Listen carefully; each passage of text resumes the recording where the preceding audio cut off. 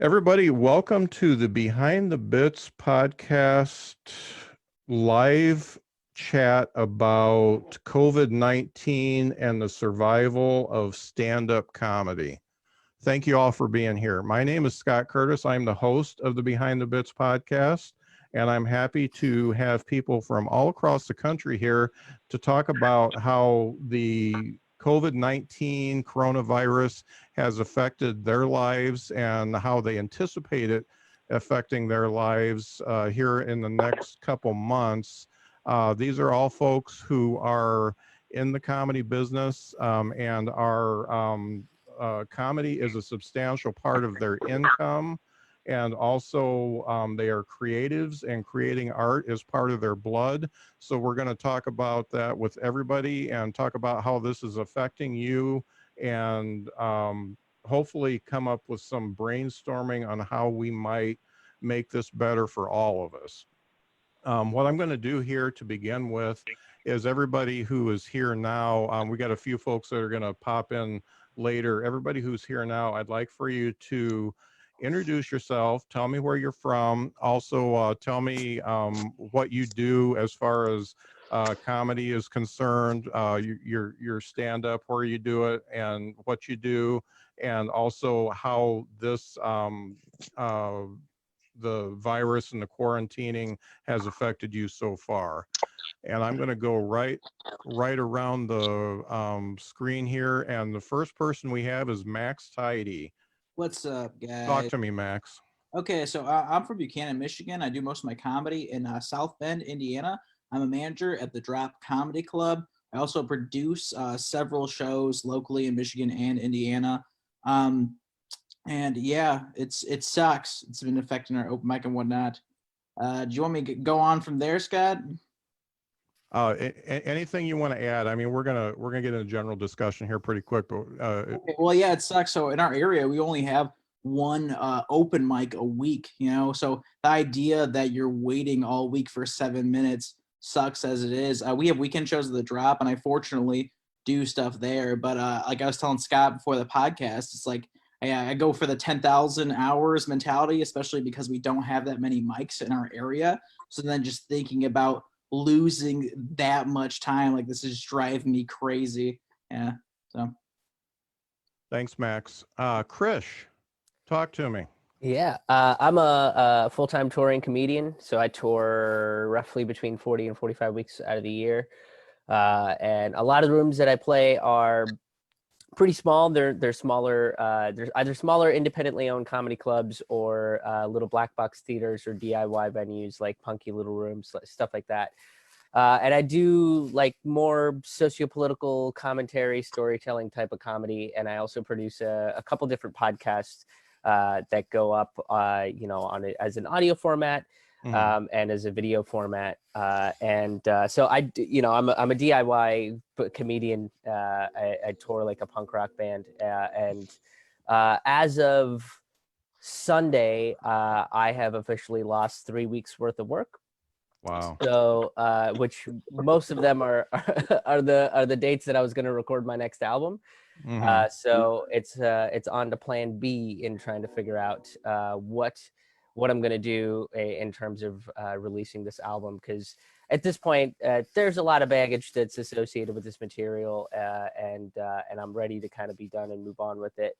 So right now I'm trying to focus more on creating more content for the podcast and the video stuff that I do. And hopefully push my Patreon a little bit more and figure out other ways of like sustaining memberships online. Okay. That's Great. sort of the Thank plan. you, Krish. Yeah. Doc, talk to me. Yeah, I'm Doc Kennedy, comedian in Nashville, Tennessee. And you guys probably heard about tornadoes that hit here 2 weeks ago. Mm-hmm. I definitely lost income myself, but the biggest bummer for me was I had a couple of shows and one big one scheduled for as a fundraiser for the victims of the tornadoes, and that's all been wiped out. So yeah, we're all getting hit, but what I'm very optimistic about the future, and you know, just hearing you guys talk, really, it doesn't bring me down. It makes me excited about what can be, what will be, because with being a stand-up comic, you know, one that takes it serious, you have to have an entrepreneurial spirit too. Mhm. And being able to, you know, figure out different things that work, different ways that work. I'm just excited about what will be. Right. Great. Thanks, Doc. Hey, Joel. Hey, Scott. So thanks for having us and thanks for doing this. First off, this is, I think, will be super beneficial to people in and out of comedy. My specific situation, I've been doing comedy a little over 10 years. I'm on the road a lot as well. I've had, I had people in April start canceling today. So, I mean, Wow. definitely at least the next 2 months, I'm completely out of work. But I've been using the time so far to really focus on my podcast and really getting more organized with my YouTube. So I'm still using the time productively, but it's not paying productively. You know what I mean? Mhm. So I'm definitely going to be planning to do an online course as well while all this is going on. And it's just kind of like figuring out as we go along. It's interesting but exciting time just for all of us comedians to get out of our comfort zone and really make things happen. Right. Right. Thank you. Hey, Johnny. Hey, my friend, how are you? Great. I love your I'm, mic. what's that? I love your mic. Oh, thank you. I appreciate it. It's not bad. makes you sound like a phone sex operator. Which is, no, I listen. It's good to be here. I'm Johnny Watson. I'm a full-time comedian. Been doing this for 17 years and full-time. I lost. Geez, I've lost everything.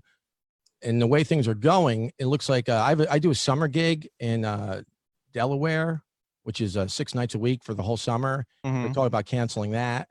And, you know, I did a show Saturday night or Friday night, actually. Oh, sorry, Saturday night in West Virginia, the only place I think they don't have the coronavirus. Oh. And yeah, that was exciting. And there was supposed to be 200 people there, and there's like 19 showed up. So Oh. yeah, so but they didn't have it, so that's good. But yeah, so it's you know, me and my wife were just tallying up the amount of money that I've lost in the last, you know, I'm gonna lose. And actually too, I'm staying here. I'm from Jersey originally, but I'm staying in Louisville, Kentucky. And we were supposed to actually go to the Derby. We got tickets, you know, a guy's inviting us to the Derby. Yeah, so we may lose out on a lot of things. But yeah, it's been a you know, I mean, like everybody else, it's been a rough go, but I'm sorry, I forgot. One person said that, or Joel said, you know, time to like up your podcast game and up all the other stuff. Me and my mother, we have a podcast we've done for a long time, and then we took a break, but we're bringing that back out. And you know, I'm a little fortunate that my wife is a marketing professor, so she's pulling out the stops to make sure all this stuff starts getting at the top of the list. And so, but I like the fact we're doing this because we get to meet new people and, you know, come together. Even though it's a lot of comics in this country, it's still a small community, and it's nice to meet new people, and everybody should help each other out. So Right. whatever I can do for anybody, please feel free to hit me up. Great. Thanks, Johnny. I appreciate it. My pleasure. Hey, Jim, talk to me. How you doing?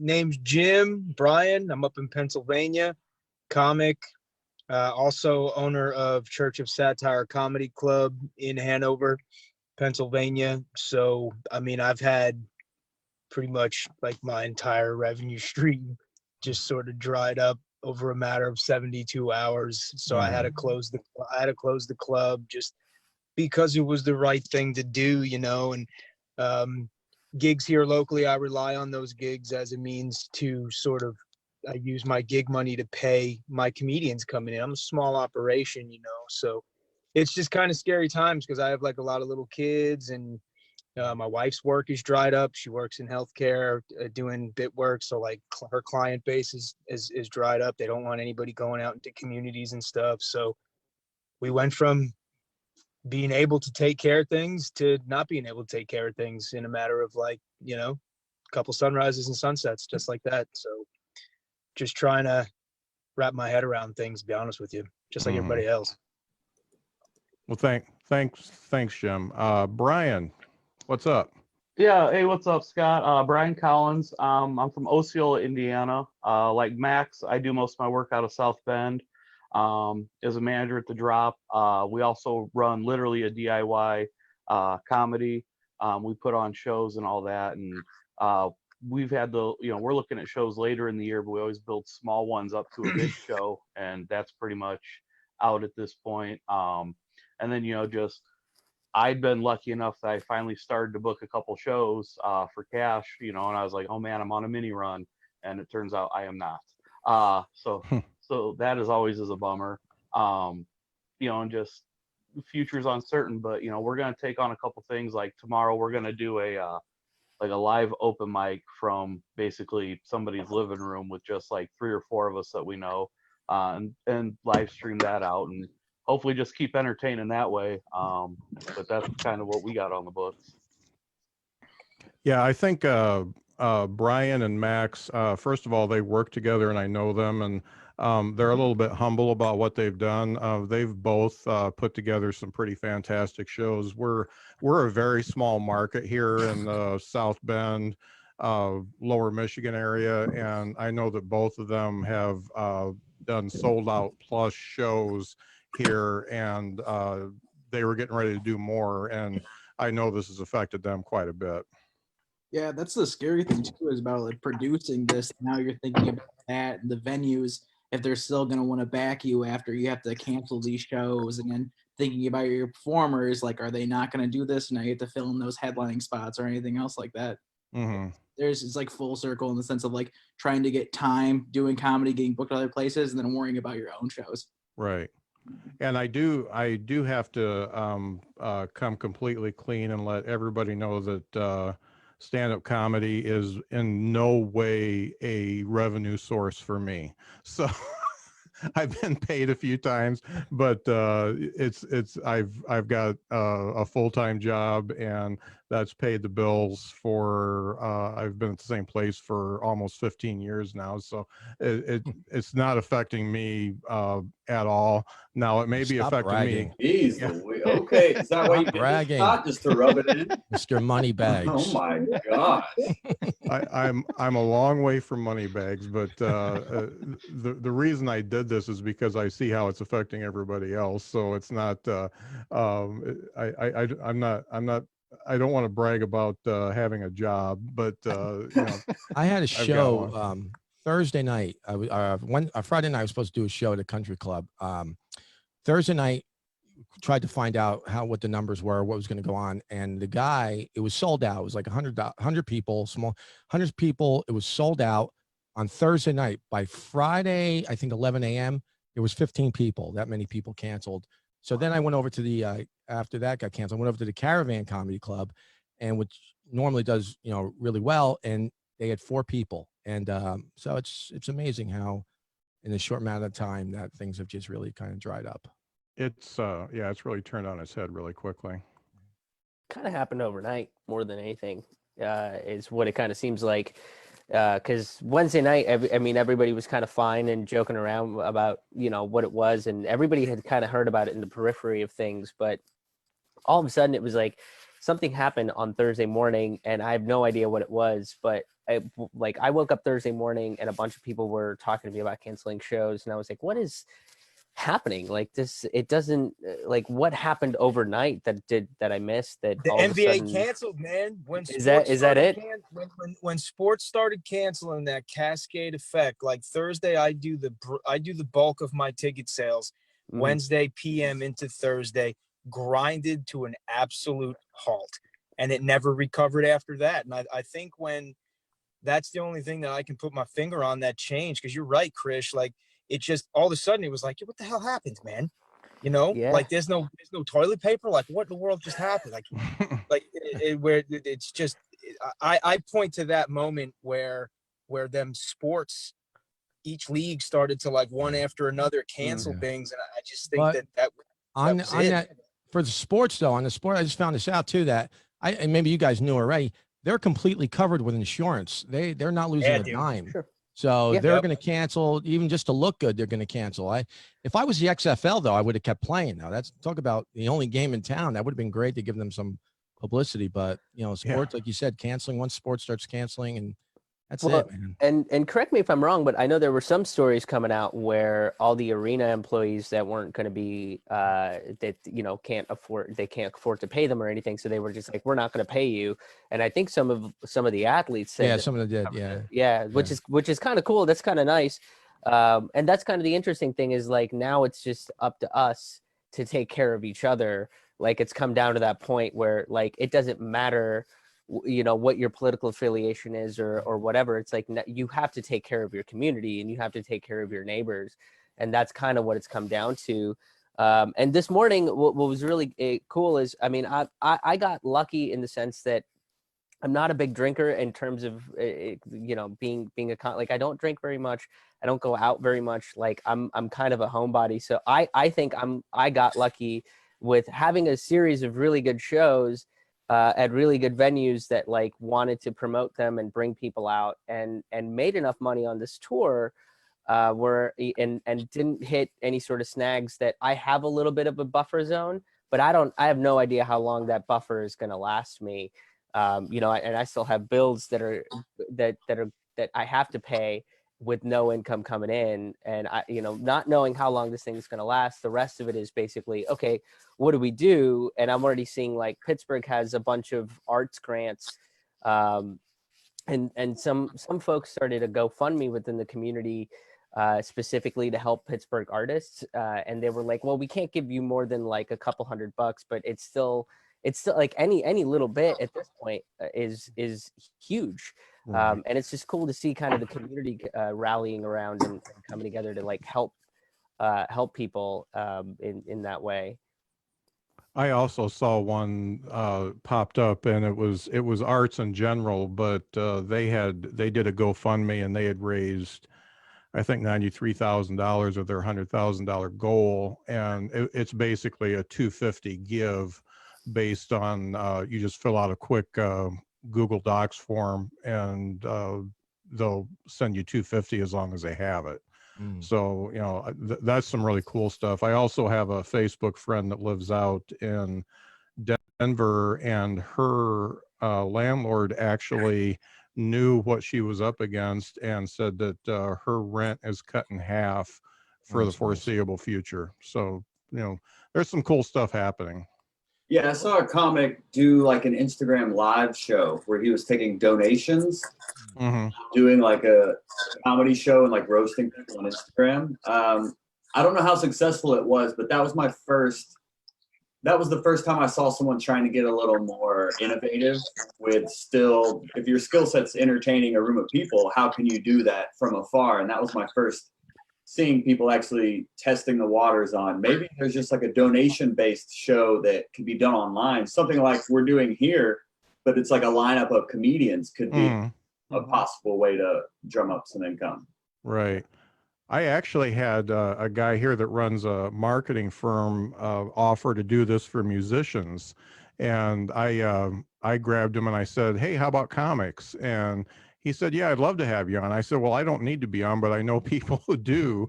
And it's actually Vala Marketing here in Elkhart, Indiana, and South Bend, Indiana. They're going to be putting something together in the next couple days, and I'm going to be steering people their way so that they can do. It's basically they're going to run a tip jar and spread it equally among people. And I think that's great, because if you're doing it for the musicians, you might as well do it for the comics too. That's great. Well, that's what I did. I put on Facebook. I made a flyer, and it says "No Fear Here" comedy. So I'm actually plugging for home shows, so like 8 to 10 people, like they're saying, and do a tip jar. And there's some signs of life there. People are gonna get really antsy really quick, and gonna need to liven things up. So just looking for opportunity where we can, like you guys are talking about. Yeah, I don't think Ozark comes out for another 10 days, so I'm going to start freaking out here pretty quick. Yeah. I heard that they're doing something. Maybe you guys heard too. And we're considered a gig industry, and they're going to be passing something to where, and I don't know how they're going to figure out how much, you assume that you make or whatever, but they're going to start giving people money, like, gig workers, like, servers and our type of industry. So there's probably going to be some type of compensation on that, because they were talking about if people don't get money, then the economy could really collapse. So they're more willing to even give money while people are out of work. So, Right. Tulsi Gabbard put out an emergency UBI. Yeah, I'm a big fan of hers. But she put out a bill to put out an emergency UBI and just say, let's just do what Andrew Yang's been talking about for the last 9 months, and let's just do it for however long this emergency lasts, and give basically every American citizen $1,000 a month. We just bailed out Wall Street for $1.5 trillion. I'm pretty sure we can cover the rest of the people, and it's fine. We'll be okay. If you can make up money for Wall Street, you can make up money for people. It's sort of the kind of the point that she was making.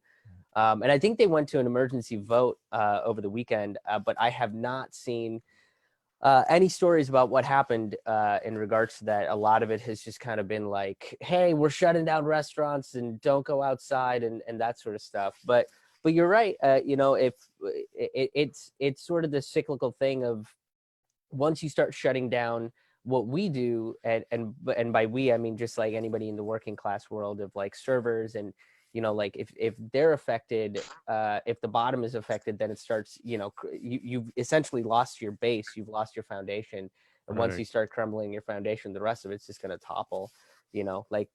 How long? I mean, the CEOs of Walmart and stuff are going to be fine for quite some time, but they like to make more money than they have. So if nobody's going to Target to buy stuff, then they're going to have to do something to be like, give people money so that they can spend it. So I do think that it's going to start veering into that direction pretty soon. Don't nobody go to Target, Chris. Do you shop at Target, Chris? My mom works at Target, Jim. Nobody goes to Target. Listen, I have a money-making idea right now, just with us. I say we get a couple more people and make a calendar for us. A comedian's calendar. A comedian calendar. Why not? Those, the sexy men of comedy. Oh man, I want April. Another 2 months, you'll be able to see my rib cage in another There it 2 is. months. Go. Oh man. Hey Scott, you mind if I ask a question real quick? Go for it. I'm kind of curious. I'm not trying to commandeer your story or your show, but This is your show, folks. Now it's our show. Yeah. Can you The leave, people's please? show. It's the people's show. Hey, everything I talked about before was not on air, so don't Yeah, worry about okay, it. good. Good point. I'll let you hit record now, Scott. Yeah. So I'm just curious, how far out is the furthest gig that you've had canceled so far? For me, it was July 10th. Well, for me, if it's the summer, everybody- September. So September. See. Wow. we'll Wow. see. I mean, I hope not. Well, yeah. But they said today, the governor, or was the president, didn't he say, I don't know if you saw the news conference, he said they're looking until July at least before anything gets going. And then he said could be longer. So I don't Could know. be shorter too. Yeah, Well, I don't think they Could really be have right in the middle.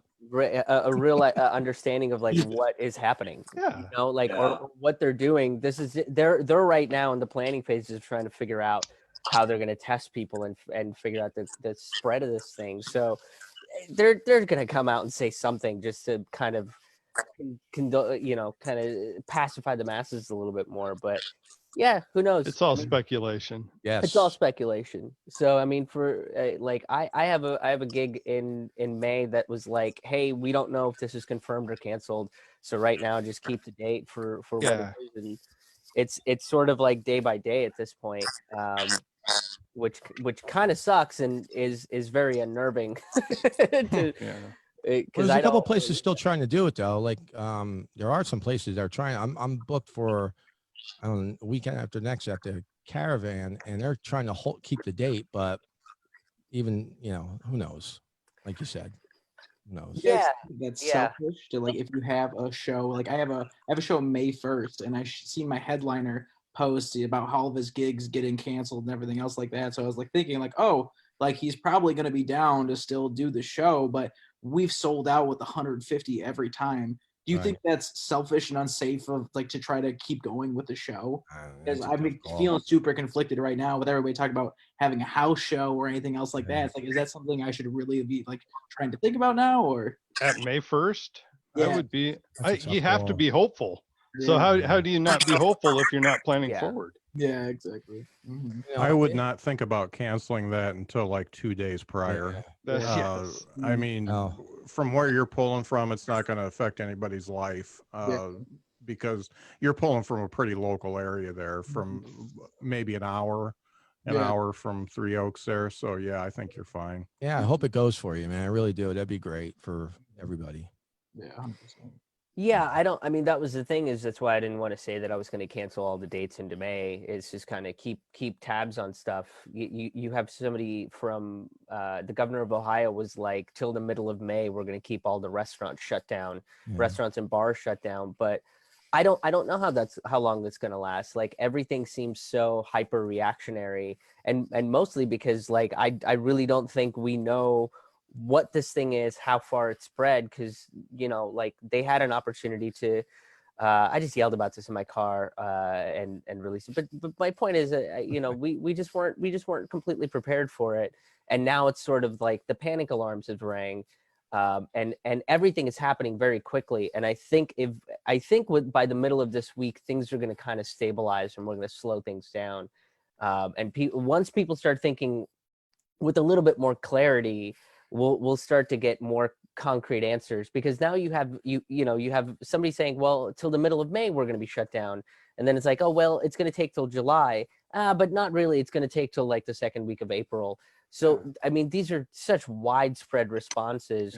It just seems like we're kind of throwing some shit out and hoping something happens. I think they'll find the antidote in one of those dirty microphones that we use. Yeah. Pass that around. That's where the immunity Everybody will be is. immune. The whole world will be immune. Yeah. Well, there's a lot of comics watching. I mean, do we have any ideas or solutions? We kind of threw around a few like online shows that are donation based, but I feel like we could really come up with something that we may be able to leave here with and inspire comics to actually do. Mm-hmm. I think I would go the office route and do a showcase and just have it broadcast. You can do something where you have a broadcast with the Patreon or some sort of link like that. And you can do it as a testing out because not material or everybody's whatever, infected. but you could get people together, and like I know there's a group of guys around here that are going to do. In fact, they're going to try to do it tonight. From what I understand, they're going to try to do like a mic or something, but each one from their house. They're going to try to do FaceTime it or whatever. So, I mean, you could probably get a bunch of guys together in a room and actually do a show, but like you said, broadcast it live. Yeah, I think that's what we're going to do with the club. I mean, we've been going for long enough that like we got a series of, a whole community that now likes to come to comedy. So I think I'm probably just going to take I'm gonna look at it as an opportunity to I'm already trapped. I'm sitting in my fucking van right now because I'm hiding from my kids. You know what I mean? So I think I'm just gonna use it as an opportunity to staycation with my family for and kind of let people be like, man, I wish the club was open, and then I might start locally reaching out to some comedians during the time that I've canceled the club and just be like, you know what, man, let's just set up the Mevo. I used to live stream shows a few years ago that did really well, but we didn't make any money, but I also didn't try and solicit money either. So I'm just going to shake the tree and see what falls out. As of now, I'm not making $1.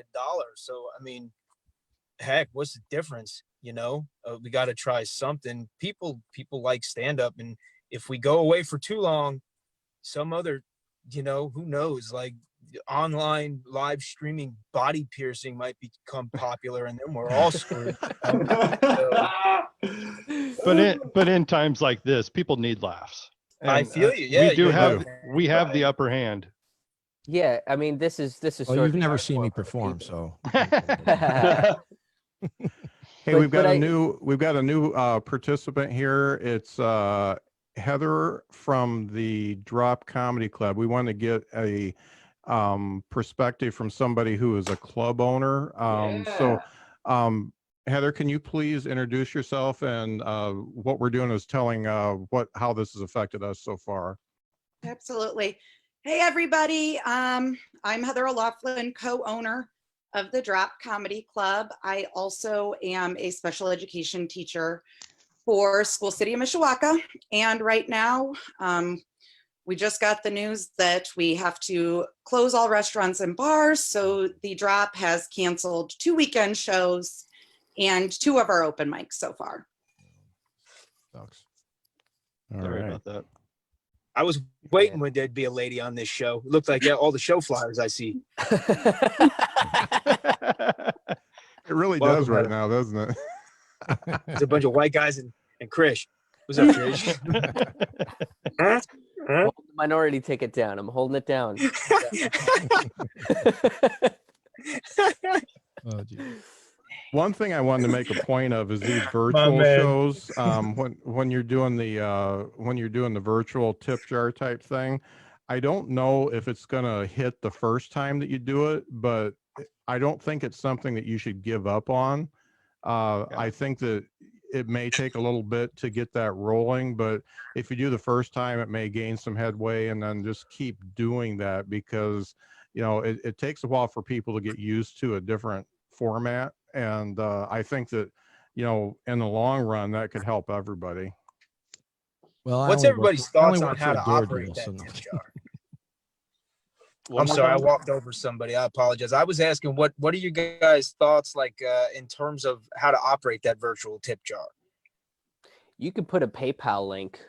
Same thing with like a that's Venmo too? relative- Yeah, Yeah. like you could set up a That's what couple I was of links thinking. that people could just donate right into. Yeah.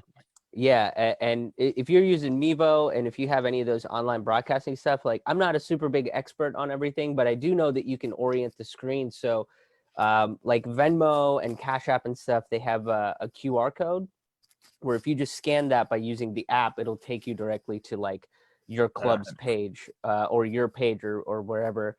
So but like PayPal's really easy, Venmo's really easy.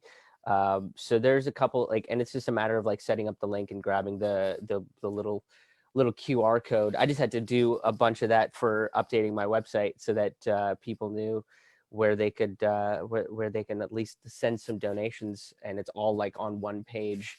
Because you have a bunch of people like that don't trust Patreon or they don't trust Venmo or whatever it is. So having those various options is definitely. I just want to make it easy, like as easy as possible, so that like they can watch it and like touch their phone and so that they don't have to tune out in order to tune back in. Right. I just try to make it as user friendly as possible. You know what the interesting thing is that we're all talking about this, and if you it's weird because if you talk to the guys who did who did comedy back in the boom, it's basically it ended because it went bust because everybody started watching comedy on television, Sure, and everything else, and that's almost like what we're doing. Just hope that they don't get lazy and decide not to come back out.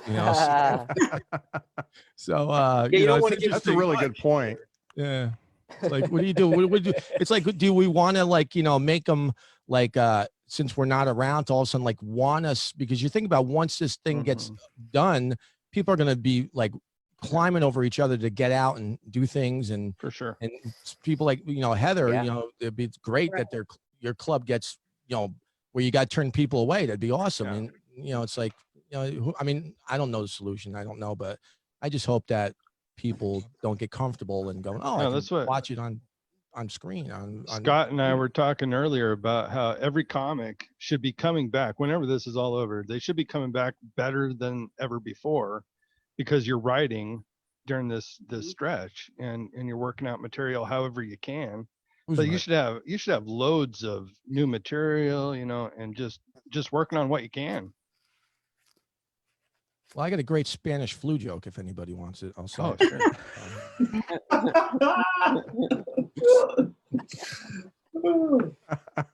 Yeah, I'm gonna have to update my shaken baby jokes to like shaken elementary school kid jokes, because they're overrunning me like locusts. This is the first day, dude. I thought maybe your kids were sick. That was why you're hiding in the car. Nah, I'm just hiding in the car because they're outside of it. No, he's just a good father. That's all. It's very tough. There they are. Oh, look at that. It's Pounding very on the window. tough for Daddy comics to doing? spend time with the people that are actually in their life. So I understand that. Behind Uh, glass. Behind is it- glass, you know. We're not people Yeah, people. That's for sure. Oh man. I did have somebody in the medical profession give me a couple hints. And while I've got the mic, this is brought to you by the Behind the Bits podcast, which is available on all your podcast apps. All you got to do is type in Behind the Bits. And I talk to all kinds of comics, like all of them, many of them on here. So Joel and Doc have been interviewed by me. Their podcasts aren't out yet, but they will be. So that's Behind the Bits podcast. You can follow me on Behind the Bits podcast on Facebook, Behind the Bits podcast on Instagram, and the BTB PC on Twitter. There you go. Awesome. I did have a medical professional tell me that plasma donations are going at a premium right now, and just donating blood is going at a premium right now. So if you're wanting to fill those wallets up and you really need to, I know some of the folks listening maybe need to, that's something to check into. You can make some quick cash that way, and that's cash right in your pocket. I keep Most switching places actually between- give you a card, Scott. It's a card. I'm sorry. It's a card generally, not to be pedantic. It's a card, not cash. Yeah, it Just, gets you know. Like a debit card. Yeah, You gotta claim it on your taxes. Shit. you gotta never pay heard that $600 word for pedantic. that What though, is that? don't you? That's a donation. You don't have to. I'm I don't know. donating my blood. Hell if I know, man. These are uncertain times for me, man. What else can I donate from my body? That's Why right. don't you, why I'm don't you not donate your beneath kids' selling blood? my body. You know, Get if your I can kids sell out there. parts of my body without being touched by somebody else all that much, I'm down with that. That sounds like a good operation for me. Now we've talked a little bit at the beginning about some positive things that we've seen come across. Has anybody else seen anything that will uplift everybody's hearts because you're a comic and somebody did something nice for you? No, not me. Oh wow. I was trying to do something nice for Nashville. That's a Yeah. tough gig over there. That's You're really- trying. Yeah. I went to got barbecue. Wow, this is a today. tough room for nice stuff. I isn't know, it? my God. Yeah, I'm racking my brain to not- be like, yeah, I has mean- anyone been aside from like venue owners and stuff like that, like has anybody been that kind all of a sudden right now? All I mean, right, I I'll tell you, talked about I was kind. I drove 6 hours to West Virginia for 19 people. Hmm. It was That was 14 kind. teeth. Geez, who books that? Man. Good I gig. think he had the coronavirus now. I'm pretty sure West Virginia has 0 cases of coronavirus. in their 0 only cases. state. Heather, they have 0 cases, and each one of them made sure that they came up and hugged me and shook my hand to let me know it. I Oh, bet they did. Yes, Uh, but yeah, that's the only nice thing I've done is traveled. yeah, I think this is a nice thing, Scott. I mean, this is the Yeah. first attempt I've seen for people to start putting their heads together. So it's, Mhm. I mean, you don't move mountains overnight, but I think this is a big step in the direction of people starting to become more proactive in dealing with this circumstance. thanks, Joel. That's all I need for my ego. It's big enough. I agree with that though. And I have seen, like, I know that, I had something that just recently came out on Amazon Prime, and a lot of comedians here in the area, like, they shared it. And, that's like the best you can do really is encourage people to consume some of your friends' content in any other form. Yeah. So I got a huge boost in shares when my Amazon thing popped the other day. And as a result, I was sharing some of my comedian friends that they, the ones that had performed at my club and we recorded at the club. I shared that stuff for them. So I tried to do that. And I had seen that. I've seen that happen in the last few days, a lot of sharing of of some stuff that I've got going on and vice versa. Yeah, I had a fan of mine that ended up buying my album for way more money than it's worth, way more money than I'm worth as like a human being. But that was kind of cool, which every so often somebody will, like, you know, it's like I try to sell my stuff for a reasonable amount. You know, it's like $10 for a CD or something. And when people pay like 40 or 50 bucks for it, it's like, that's very nice of you. You totally did not have to do that.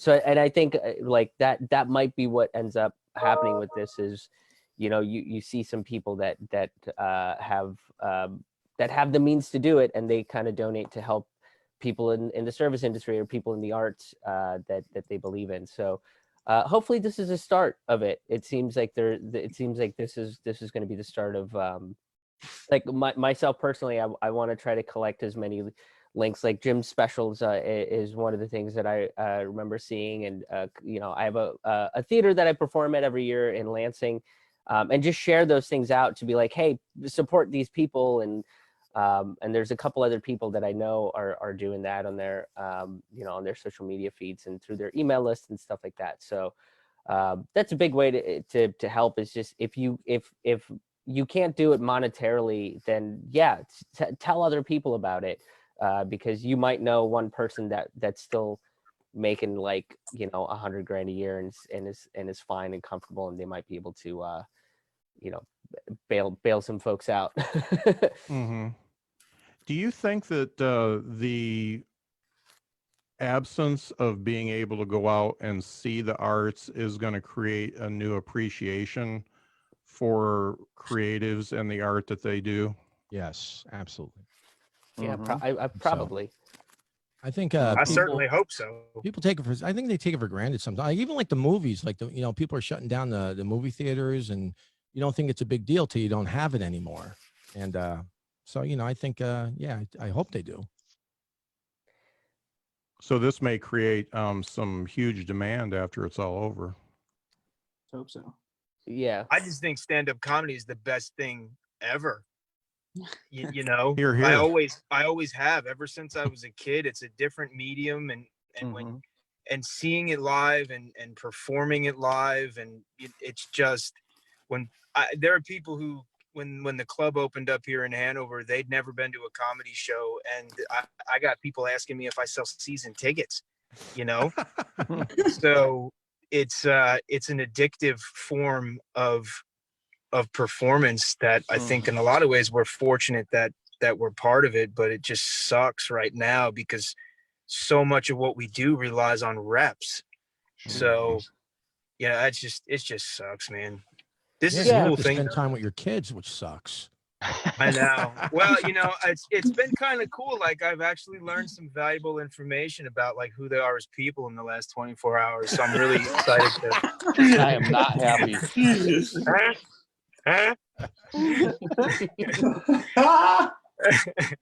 Did you Nah, find man, out which of your worst traits they got? Yeah. Yeah. Well, my wife has already told me all about that.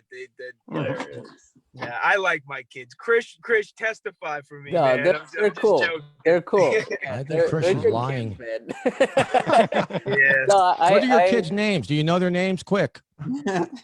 Nah, man, I ain't saying that on Facebook, man. Times are tough. Somebody might want to snatch up a white kid to sell him. That's why Scott started this. We see now, Scott. E-ring up there. Hey, Scott, listen, I don't want to, I just want to butt in, but I have to take off. I actually got to start getting ready for my show in a little bit.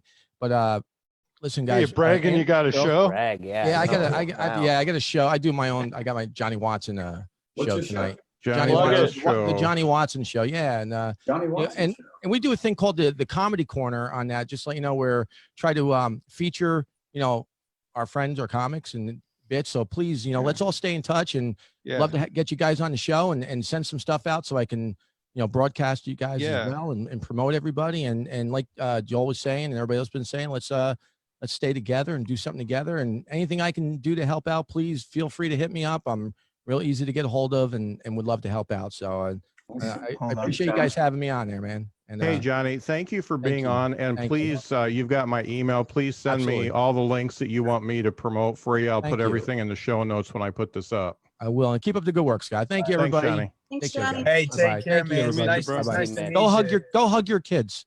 I Goodbye. know. I'm actually gonna dip out of here right Bye-bye. now too. So I want to thank all you guys for inviting me and everything. And by all means, let's connect. If we're not already connected, I'd love to connect with you guys. You know, and just keep trying to keep all of our names in the consciousness. You know, because this will end. You know what I mean? Like it's gonna be all right. And Jim Jim genuinely runs one of like the best clubs around. Like it's Thanks, always Chris. a really fun time to. No, seriously, I mean it everything that Jim is doing and his team's doing is you can it's good because they give a shit. And there's so many venues that just don't, where I show up and they're like, what are you doing here? You know, like, and like Jim takes care of the comics and he really cares about what's going on that stage. So yeah. Church of Satire is amazing. I can't appreciate that, guys. All right. Well, hey, listen, everybody take care, stay safe, stay inside, you know, and for God's sake, follow science, you know, science. Hail science. Later, guys. Thanks, Jim. That's Church of Satire. Check that out. Jim Bryan is all about that. To kind of piggyback off of what Jim was talking about, though, I do think that this art form is, it took me a long time to just accept that there is stand up as an art form, and I think this art form is really the thing that's like meant for people. Like this connects with just regular average people more than any other art form does. Mm-hmm. It's the art form that's the most accessible to people, and on whatever level.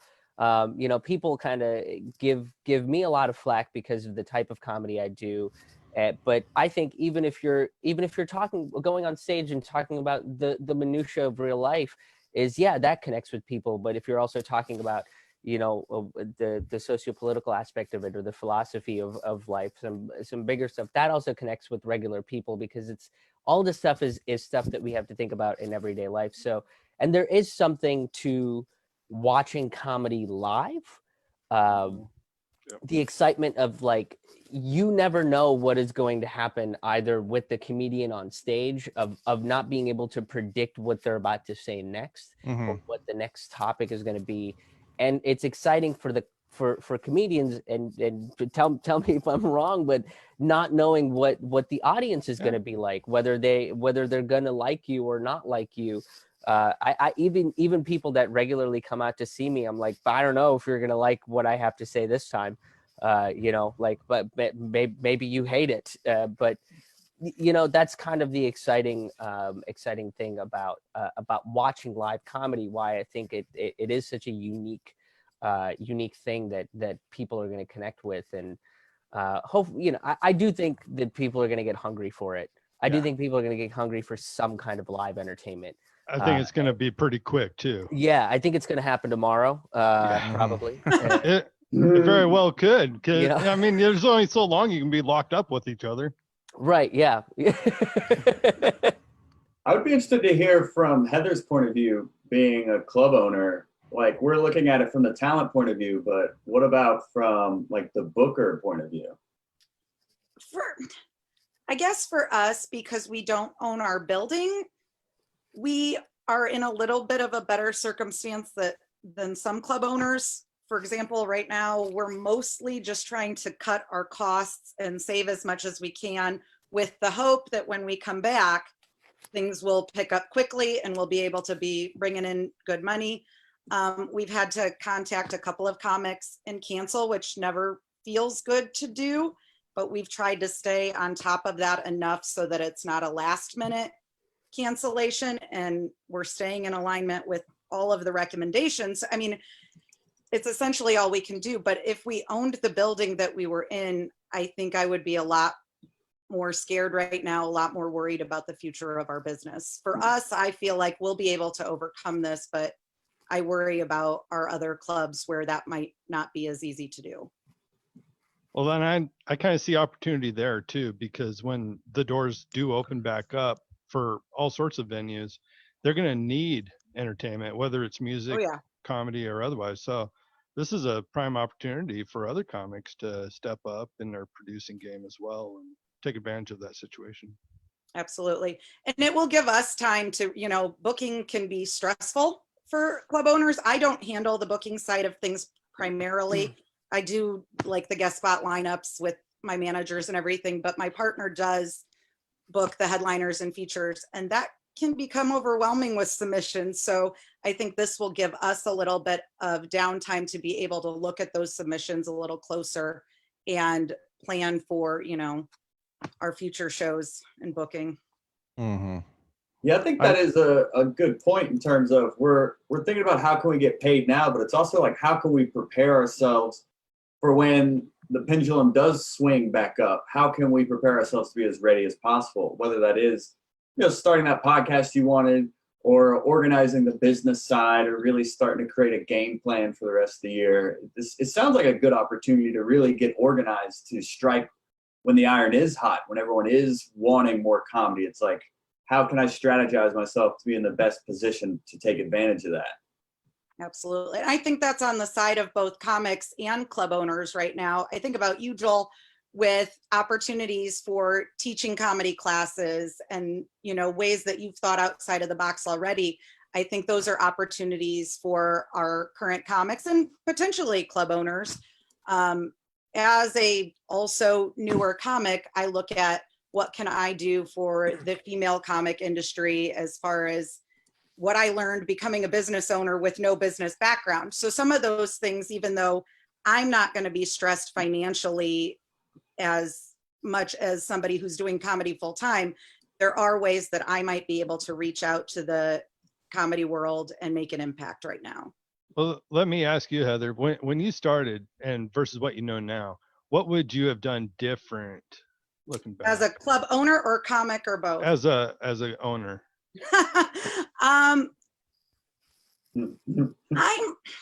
I'm not sure. The piece that is still elusive to me is the marketing and obviously getting butts in seats. I think that being somebody who has zero business background, I've done pretty well. My partner has a little bit more knowledge on the business side of things. I think we've been pretty smart, but getting people to shows is the biggest thing. We are in South Bend, so Notre Dame football season, we take a huge hit. We pick up starting in, January through June, and then we have a lull in the summer. So that for me would be, marketing, advertising, getting people in, I need more help with. Makes sense. Hey, we've got like between 20 and 40 people watching this tonight, so that's awesome. that's a positive. Yeah, for sure. Nice. They probably tuned in to listen to all of our conspiracy theories, and now they're sadly disappointed that everybody's so well reasoned and optimistic. I did want to expand on what Krish was talking about a little bit. The one thing that surprised me was I saw a whole lot of fundraiser stuff coming out and ideas coming around for musicians. And I didn't see a whole lot for stand-ups, and that's possibly because I'm in a small market here. But I did, as I said earlier, there was a marketing firm, Vala Marketing here in South Bend, and Elkhart is talking about doing a tip jar type thing, and he was asking for musicians, and I did mention comics, and he said, yeah, bring the comics on. So if you see something for musicians, then always tag the comics on there too, because I think you can probably get on that and Yeah, get a piece of that action. for sure. And there is a Facebook group that was started. It's in that link that on my post asking people to post their merch links and their links to their albums. But there is a Facebook page dedicated specifically to comics being able to share their information on their albums and their merchandise. So I will share that again for you guys to check out. Okay. Have any of you guys seen the virtual reality open mics at all? Yeah. Mm-mm. Well, there's one guy that came to the open mic. He'd never done comedy before. He's like, "Oh, well, I've done virtual reality open mics." And I'm like, "What?" That might be an interesting thing to get into right now if we see it turning into something long term. Max, you're in charge of that. If you could please organize that for the Drop Comedy Club, Brian can help you. I will ruin everything. That's the first thing he said. Well, that's the other thing that's Game. important for comics is to be able to say stuff out loud and say it in front of people. I mean, we're going to be writing all this new stuff and we don't know if it's going to hit or not until we say it out loud. So, you know, if you can get into something virtual like that, then obviously that's a good thing. I have a friend who's been hosting a Zoom open mic for a year or so. Wow. And yeah, now it seems like a genius move. You know? Yeah. Yeah, Right. Chad, right, has been doing that for a while. I think I remember him starting that. And I mean, when he started, I was just like, I don't know how this is going to work. Seems kind of weird. But I think it's going really, really well. It seems like it's succeeding and kind of getting its own little follow. I'm sure now it'll kind of skyrocket. Yeah. It'll probably blow up. Hey, Will, I see you joined. How are you? Hey, I'm late, so I'll just listen for a little bit. I'm good. How are y'all That's doing? all right. Hey, I'm having everybody introduce themselves and say where you're from and what you do, and also how this is how the COVID-19 has affected you so far. My name's Will Brand, and I'm a musician in Arkansas. I've got like 4 gigs a week playing for the rest of the year. So I'm really rooting for 2 weeks. Uh-huh. Let's go 2 weeks. So I didn't mess anything up. Yeah, and right now I'm getting stuff off because I've got I'm working on my streaming setup. Oh, I'm gonna be a cam girl now. yeah.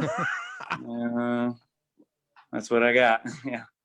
So do you have things planned to do some live streaming? Yeah, I already, that already was kind of the plan because it's just sort of smart to do, I guess. But this morning I woke up and realized that was the only option of what to do today. So. Mm-hmm. What's your plan with that? How are you going to use live streaming? Well, so I've sort of resisted doing everything, like following every single thing you're supposed to do as far as social media strategy for the last 10 years. And so some things I've not wasted my time with and other things I've not done. And so, for example, that, like, I've got a bunch of friends on Facebook, but I haven't cashed in on sending them to a business page yet. And then Instagram, I feel like my personal profile is my business page. I don't really get how it's different, but it's different. So I was going to do like an hour or like a set on, this is my first idea, on a set on each of them for a while. Maybe like do one on Facebook Live, and then one on Instagram Live, and then over the course of a couple of weeks, try to consolidate them to maybe a YouTube channel or something like that. And then it's all kind of coming at the same time for me. I'd always sort of been putting bands together and stuff like that, but I've got this solo loop show that was sort of my day job. That was another reason probably why I was resisting going all in on the social media stuff, because if a band worked out, I wanted to use all the energy I was, cultivating or whatever for that. And then just the last year or so, maybe 8 months, is whenever I've gotten used to the idea or excited about going at it all the way with this Looper solo show. And that's why I hit him up, because it's a lot more of like an MC situation, because I'm up there by myself. So that's sort of why I hit him up, because I'd like to do comedy too, but for sure right now, this is what my job will be probably for a long time. Mm-hmm. I create a lot of comedy stuff with it, and I'm up with a mic for a long time, but and then had the gig, so that's why I butted in here. But anyway, so I'm kind of, this will be sort of the time where I'm obviously forced into making this as legit as possible. And so I'm going to try to give them a bunch of free stuff for a while and then get them all on the email list and hopefully come out of this with something. Mm-hmm. I think it's funny. I think a lot of us have played around with doing the virtual stuff and have been thinking about it, and now we're thrown into it, and it's going to have to happen. So it's not a good thing, but I think being able to pivot and understand what you need to do to get by, I think that's it's a good thing to understand the survival and also how to keep your name in front of people for when the clubs open back up and we can do stuff. Yeah. Whenever I was studying, started studying how to be an independent musician, it was basically, it says make a lot of content, and then Andrew Schultz is the comedian that killed it on YouTube, right? With just having a whole bunch of content. Seems like that's the thing to do for me, at least dealing with people. I have a hard time keeping a band together too. So maybe it's just, I can blame it on living on a small town or whatever, but I have a hard time collaborating with anybody that I don't know. I think the best way to say it is as sure that this is the only way they're going to be able to make a living as I am. So there's, and it seems like the thing that people have when they're successful with it is a bunch of structure. Because, I never discover anybody until they're pretty big on YouTube, So like, I think if I knew for sure, like whatever setup I can work out and I can know that in a year I'll still be doing it no matter what, that would be what I would go with as far as maybe the most important thing. I say, isn't like 7 episodes everybody's the average? Everybody quit 7 episodes, something like that? Yep. Yeah, I think so, yeah. 7's it. Yeah. I believe it. You're sitting here with my mom. You guys will know more than most people know about me. I have the privilege of taking care of my lovely mom. She takes care of me too. But anyway, we live together. So we're quarantined together. And she's got the ex-educator, and she's got lots of stories. I got her writing a book on her stuff, and she could do great with a podcast. Hers is geared towards baby boomers, and a little bit before the OK Boomer thing blew up. But she's just nostalgic like that, and kind of puts teacher stuff into it. And then we try to laugh a lot, but it was still. We didn't make it to 7, so. We're going to try again, but that first run, something came up or whatever. Well, we know Scott would listen. Scott, the baby boomer. I don't know anything about boomers. About how many people do we have here? While I'm taking up all the attention. How many people do we have on here? About 6 people? 1, 2, 3, 4, 5, 6, 7. Yeah, I can including do you. that. Cool. Okay, I'm also learning about Zoom. I just did the thing. Okay, cool. Nice to meet everybody. Hey, there's everybody. Okay. This is just like college. I'm just now old enough to realize I was the dumbass. So there we go. Hey, I like that one. There we go. This is just like college, except for everybody has their clothes on. Everything's cool. Shit, everybody had clothes on my college. We didn't do anything. Yeah. Hey, Joel, I wanted to ask you, so you recently put out your special, The Trophy Husband. What are you doing to get sales of that going so that you can get an income stream from that? Well, it's been out about a month now. So a lot of the marketing has been done via word of mouth. But I'm starting to do kind of like Andrew Schultz does in terms of just posting small clips and just creating a bunch of micro content around the special. So that's the next step of the marketing now that a lot of the momentum from the pre-sale and the release is kind of, I can see it starting to taper. I need to start giving that attention again because I kind of started spinning that ball and then I came back over to my podcast and try to spin that one again because I'm really looking to up my YouTube footprint, especially with the podcast. Mhm. So I've been giving that a lot of attention. So I need to steer back to the special as well. But the plan, as we all have ideas as comedians, but I mean, the plan is to really just start posting various clips from it and really posting a lot of the special online just to make people aware of it and then drive them to actually purchase it. Mm-hmm. And everywhere I go. I was just at a wedding this past weekend. I told everyone. Pulled it up on my phone and was like, here, I'll pull it up on your phone. So, I mean, it's shameless plugging wherever I go. Doing podcasts like yours, Yeah. the interview we did. But it's all, the most useful marketing has been word of mouth right now. Mm-hmm. I know as far as social media is concerned, you absolutely cannot mention your stuff enough. You have to say it thousands of times for some people to see it. And it's, I mean, it's exhausting for me. I can't do it. But as far as social media is concerned, if you can get somebody to manage it for you, somebody needs to talk about you like every hour of the day so that everybody can see it. It's exhausting to do it. It's completely exhausting to do it. I manage my own social media and my podcast, so I have like 2 different ones. But then there's Twitter and Instagram. There's a bunch of alternative ones. You know, some of the stuff that I talk about isn't particularly Facebook's favorite topic of conversation. So you have to look at like some alternative ways of getting it out there.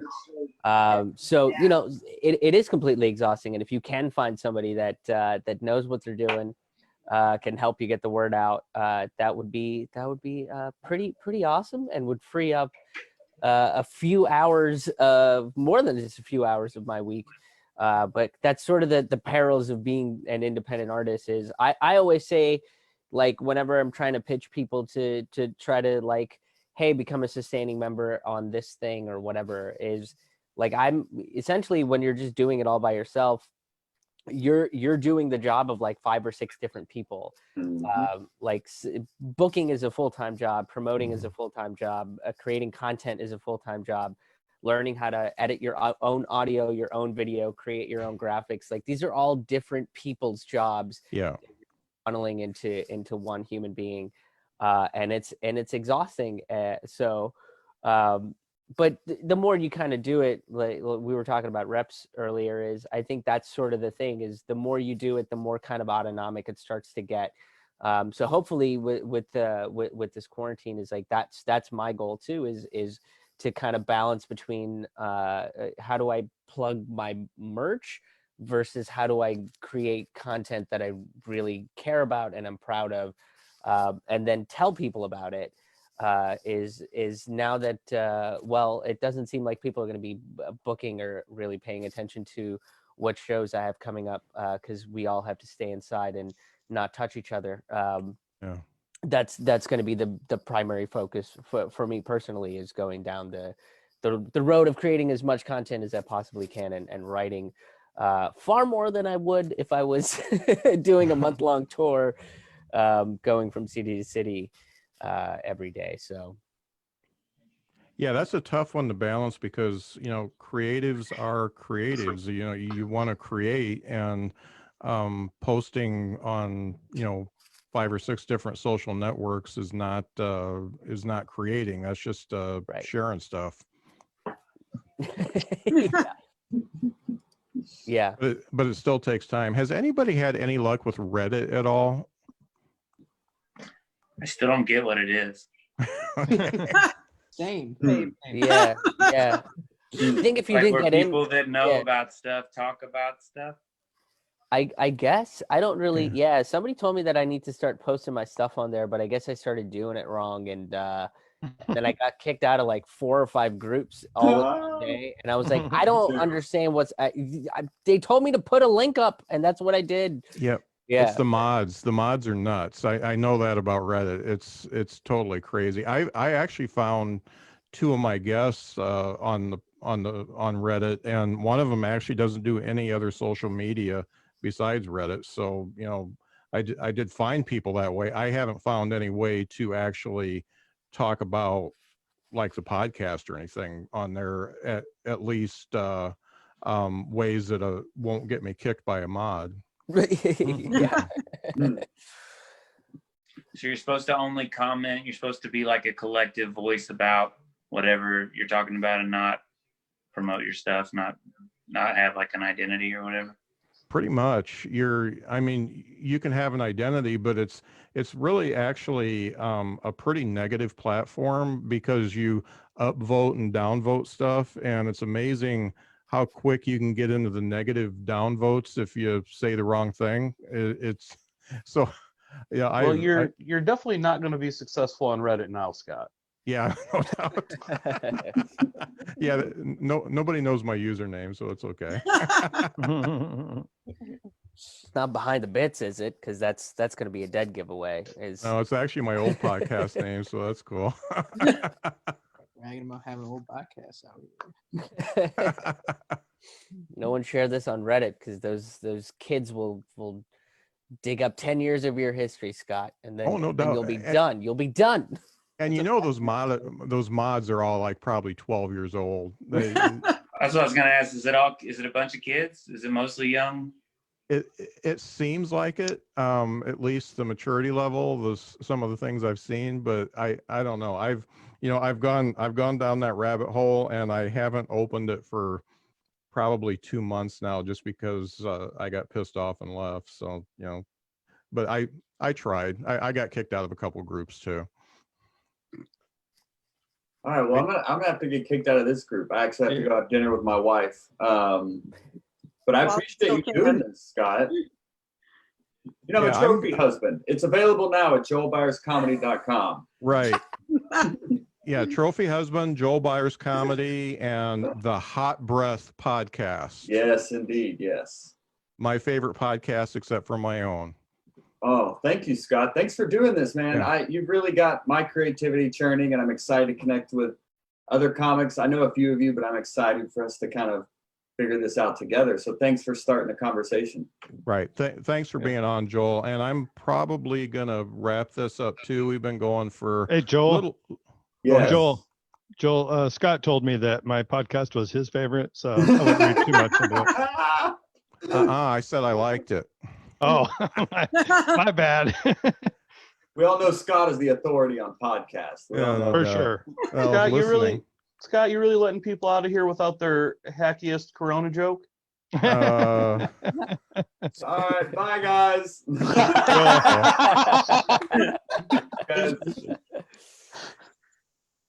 Yeah, I think we're at a good spot where we can end this. I would like everybody who's involved. I think you've all got my email now. Send me anything that you want promoted on the show notes. I'm gonna put this up as a podcast episode, and I'm also I'm recording it. I'm going to put it up on YouTube as well, on my YouTube channel, and then I'll show you guys. I'll just give you the links back so you guys can share that stuff out too. Sweet. Any parting words? I think this is just the time to take care of each other. 'Cause it doesn't seem like there's going to be any sort of massive reforms anytime soon for everybody. So not just the artists that have lost gigs and lost a revenue stream or anything, but the service industry and the club owners, the bartenders and all the other working class people that is just help them out any possible way that you can. So if you end up getting an extra $500, maybe kick a little bit of that towards your bartender friend that would have gotten $100 in tips on a random Tuesday. So yeah, I just think this is the time that we all need to come together and just help each other out a little bit more. Absolutely. That's a great thought. Yeah. Okay, everybody, this has been a live presentation from Behind the Bits podcast. Behind the Bits podcast can be found on all the podcast platforms. Just type Behind the Bits in the search bar. You can follow us on Behind the Bits podcast on Facebook, Behind the Bits podcast on Instagram, and the BTBPC on Twitter. I think we're done. Awesome. Thanks, Scott. Thanks, Scott. This is great. Scott. Thank Thanks you very everybody much. for appreciate it, getting man. on. This is really good. Hey, don't Yeah. forget to send me your stuff. I'll get it on the show notes. For sure. Got it. I'm doing right. comedian spotlights on my page. So if you guys want to send me a link to your stuff, I'll be happy to spotlight you. Yeah, he's got a lot of followers, so do it. Well, Right not on. a Thank- billion, but